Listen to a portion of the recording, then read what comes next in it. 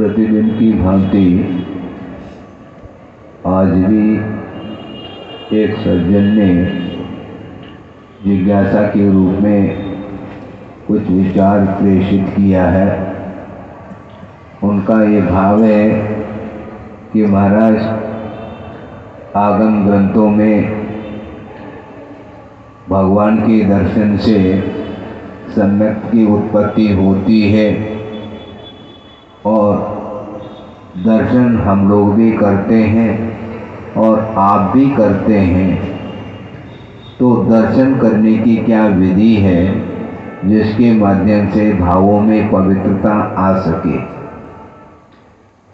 इसका सीधा साधा अर्थ हम समझाएंगे, लेकिन इसके पूर्व में ध्यान देने की आवश्यकता इसलिए है क्योंकि दर्शन तो सभी लोग करते हैं, किंतु सबको सम्यक की उपलब्धि हो रही है या होती है ये नहीं कहा जा सकता, क्योंकि देव दर्शन करने से सम्यक की उत्पत्ति होती है और उस सम्यक दर्शन की उत्पत्ति में देव दर्शन को बहिरंग कारण के रूप में स्वीकार किया है। बहिरंग इसलिए है क्योंकि हमसे वह पृथकभूत वस्तु है। प्रतिमा सामने विराजमान है और वीतराग मुद्रा है, उसमें किसी भी प्रकार से उस प्रतिमा में विकृति नहीं है। निर्विकार वह मुद्रा है, वीतराग मुद्रा, और उस छवि का दर्शन करते हुए यदि आप अपने परिणामों को पवित्र बनाने का पुरुषार्थ करते हैं तो दर्शन करने की सार्थकता सिद्ध होती है। मैं बहुत गहराई के साथ और आगम का आधार लेकर के विषय रख रहा हूँ। इसके बावजूद भी दर्शन करने का निषेध नहीं है, क्योंकि आचार्यों का ये कहना है कि अनादिकालीन मोह का संस्कार इतना प्रबल है, उसके कारण भगवान के समीप पहुंचने के उपरांत भी आपका उपयोग उस पर लगे एक ही बार में ऐसा संभव नहीं है, क्योंकि कुछ ऐसे भी संसार में जीव हैं जिन्होंने अभी तक अतीत अनंत काल व्यतीत होने के उपरांत में अभी तक ऐसे भी जीव हैं जिनके पास एक बार भी सम्यक की उत्पत्ति नहीं हुई है, जिसको अनादि मिथ्या दृष्टि की संज्ञा दी है। अनादि काल से वह मिथ्या के साथ ही वह परिभ्रमण कर रहा है संसार में, जबकि उस अनंत काल के भीतर कितनी बार उसने मंदिर के दर्शन किए हुए होंगे, कितनी बार पूजन अर्चन किए हुए होंगे। यहाँ तक कि मैं आपके सामने वे विषय रख रहा हूँ कि देवगति में स्वर्गों में अकृत्रिम चैतालय हैं, जहाँ पर उत्तम जो जनालय हैं, उन जनालयों में रत्नमयी प्रतिमाएं 500 धनुष की प्रतिमाएं विद्यमान हैं, जिनका निर्माण किसी ने किया नहीं, वह कृत्रिम नहीं है, किसी व्यक्ति विशेष के द्वारा वह निर्मित नहीं है, किंतु अनादिकाल से वह बिना किसी के बनाए वह विद्यमान है। और अकृत्रिम चैतालय में वह रत्न में 500 धनुष की प्रतिमाएं हैं, जहां पर जाकर के संसारी प्राणी ने अनंत बार दर्शन किए होंगे, इसके बावजूद भी सम्यक से वह वंचित है। यह आश्चर्य का विषय है। इससे स्पष्ट है कि वह वंदना किस ढंग से करता होगा।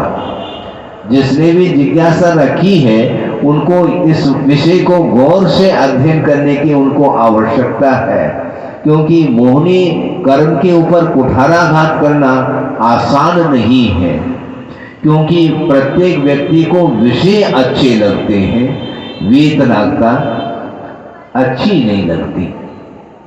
अच्छी लग जाए और हृदय से लग जाए, कुछ कहना ही क्या है।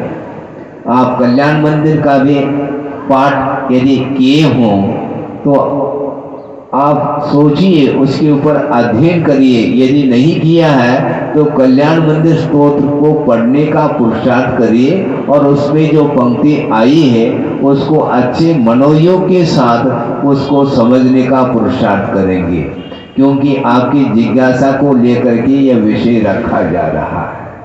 और स्वयं आचार्य स्वयं को संबोधित करते हुए कह रहे हैं कि आकर्णितोपि महितोपि निरीक्षितोपि, आकर्णितोपि महितोपि निरीक्षितोपि नूनं न चेतस मया विदतोऽसि भक्त्या जातोऽस्मि तेन जन बांधव दुख पात्रम यस्मात् क्रिया प्रतिफलन्ति न भाव शून्या।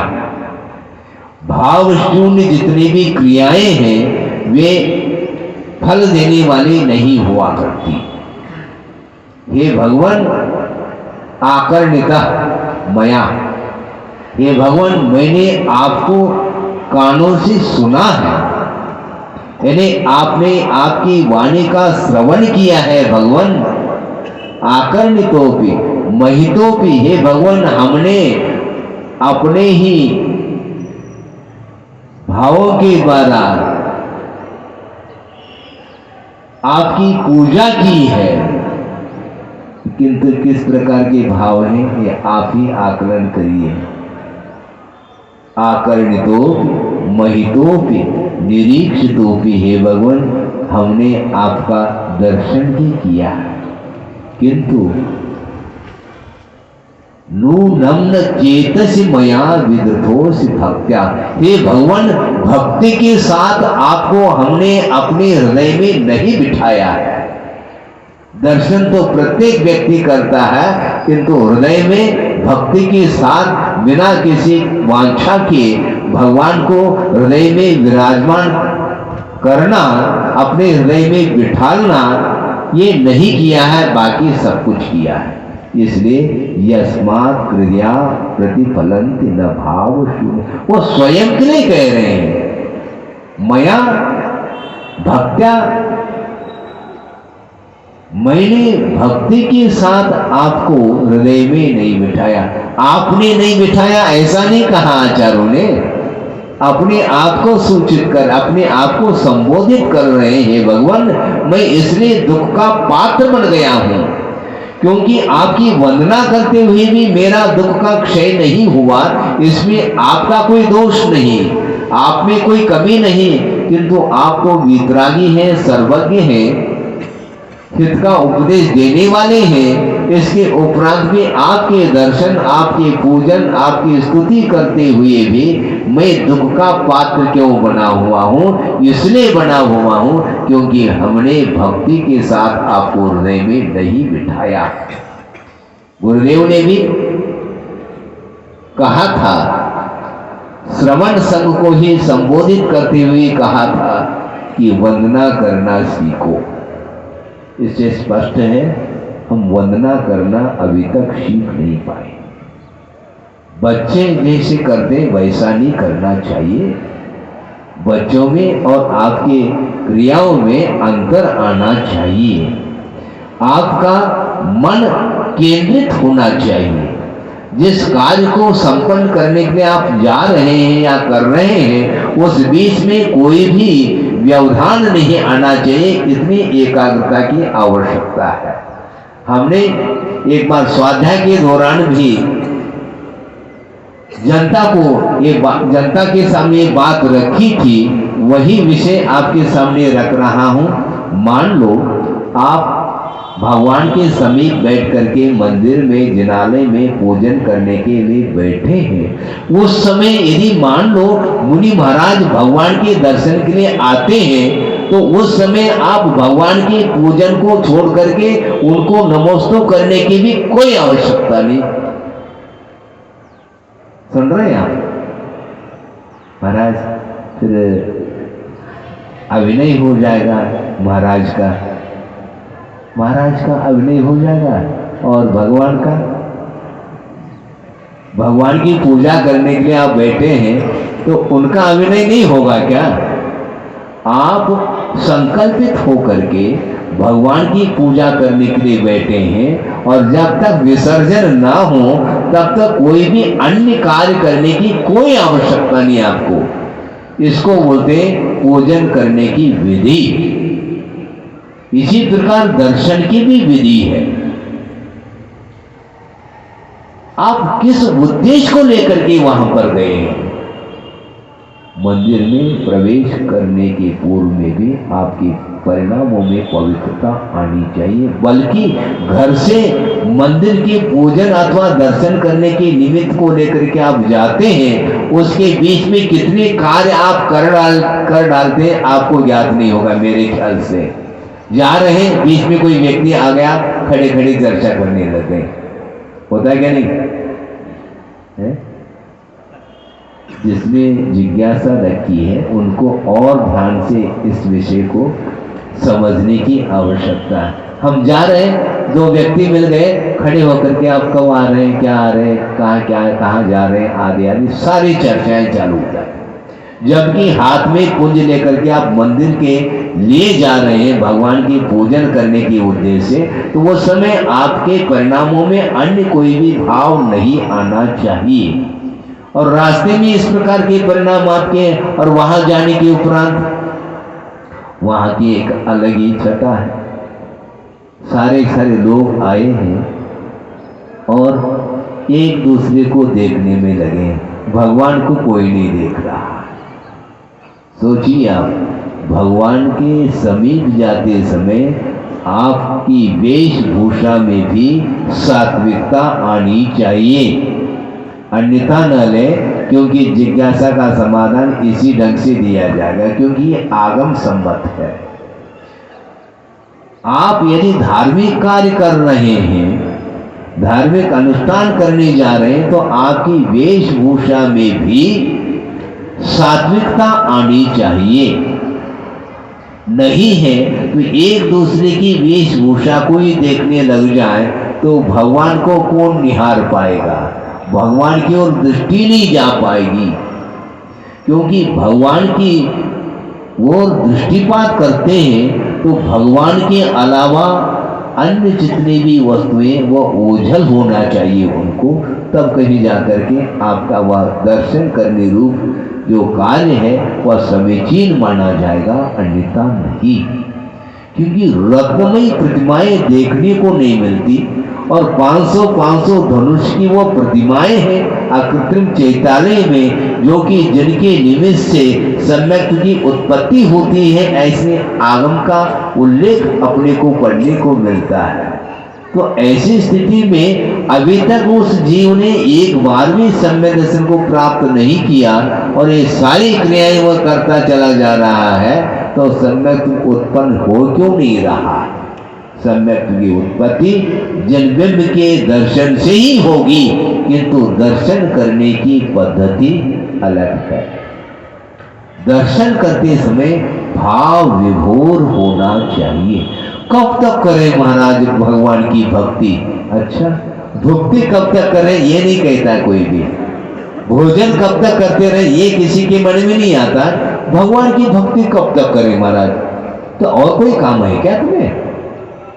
भगवान को आप ही ने स्थापित किया है, तो भगवान की भक्ति के अलावा और क्या करना चाहते हो?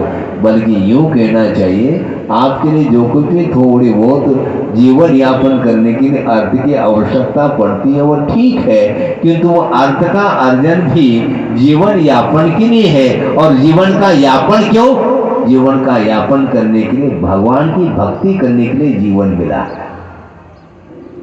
भगवान की पूजा, भगवान की आराधना करने के लिए ये पर्याय मिली है, और इस पर्याय की सार्थकता को सिद्ध करने के लिए, इसको सार्थक बनाने के लिए और आत्मोन्नति के लिए भगवान का आलम्बन लिया जाता है।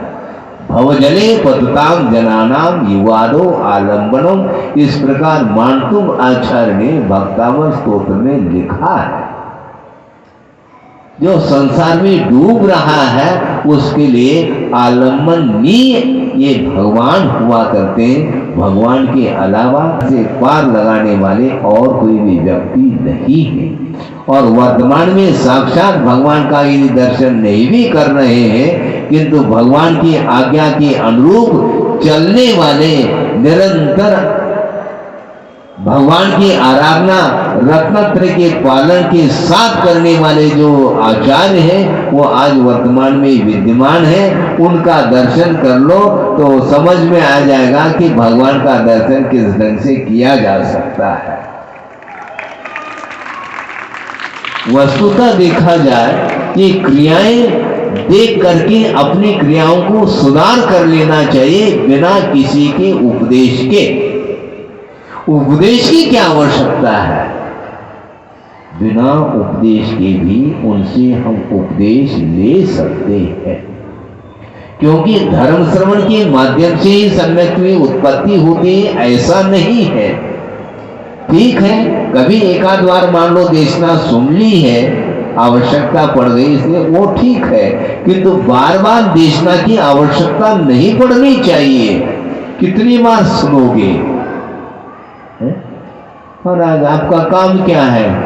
सुनाना आपका काम है। अच्छा, आपका सुनना काम है, हमारा सुनाना काम है, यही तक सीमित है क्या धर्म? वस्तुतः देशना की आवश्यकता क्यों पड़ रही है? जब तक स्वरूप का बोध नहीं होता तो स्वरूप का बोध कराने की दृष्टि से शास्त्र का आधार लेकर के वह समझाने का पुरुषार्थ आचार आदि करते हैं, किंतु समझाने के उपरांत भी यदि मान लो वृत्ति सुधरती नहीं है तो बार बार समझाने की आवश्यकता नहीं पड़ेगी। कितने बार समझाएंगे? कितनी बार दर्शन कर लिए हैं? अभी भी दर्शन कैसा करना चाहिए इसके बारे में जिज्ञासा रखी है। बहुत अच्छी जिज्ञासा की है आपने, और करना भी चाहिए, ताकि जो नहीं कर सकता उसके लिए कम से कम यह पाठ मिल जाएगा। गुरुदेव ने ये कहा था कि वंदना करना सीखो। हे भगवान, आपकी मुद्रा के सामने हम आते हैं तो अपने आप आपकी जो मौन मुद्रा है वो हमारे लिए उपदेश दे रही है। क्यों? आचार्य महाराज ने कहा था, एक दृश्य काव्य होता है, क्या? एक दृश्य काव्य होता है और एक श्राव्य काव्य होता है। सुनने के माध्यम से कुछ बोध मिलता है, उसको श्राव्य काव्य बोलते हैं, और मात्र देखने मात्र से, दर्शन मात्र से जो पाठ मिलता है उसका नाम दृश्य काव्य बोला। तो भगवान के सामने जा करके आंखें स्थिर हो जाती हैं, और भगवान के सामने आने के उपरांत भी जिसकी आंखें स्थिर नहीं हैं उसके लिए आंखों को खोलने के लिए भगवान भी अक्षम सिद्ध हो जाएंगे। भगवान के पास अनंत शक्ति है, हम मानते हैं, किंतु अनंत शक्ति के धारक होने के उपरांत भी उनके हम दर्शन भी कर रहे हैं, इसके उपरांत भी भगवान क्यों नहीं बन पाए? अनादि काल से यह संसारी प्राणी आ रहा है। वृषभनाथ भगवान को निर्वाण को उपलब्ध करके कितना काल व्यतीत हुआ? काफी लंबा चौड़ा काल व्यतीत हुआ। एक कोड़ा कोड़ी सागर प्रमाण जो कि 42,000 कम, एक कोड़ा कोड़ी सागर प्रमाण चतुर्थ काल का पीरियड है, और उसके आदि में वृषभनाथ भगवान को केवल ज्ञान पूर्वक निर्वाण का लाभ हुआ। उस समय भी हम उनके समय थे और अभी भी घूम रहे हैं। हमारा परिभ्रमण नहीं मिट रहा है, और वो इस संसार परिभ्रमण को समाप्त करके अपने स्वरूप को उपलब्ध कर लिए हैं।